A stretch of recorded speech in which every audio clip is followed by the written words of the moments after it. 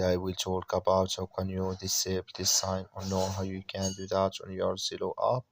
We'll go to figure out the solution or know how you can do that on your app. So you just follow this ways, then it's going to work with you. So all you have to do, so you just go above this sign here, click on it.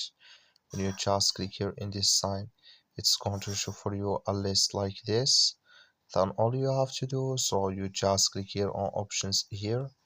When you just click here on options, it's going to take you to next step here.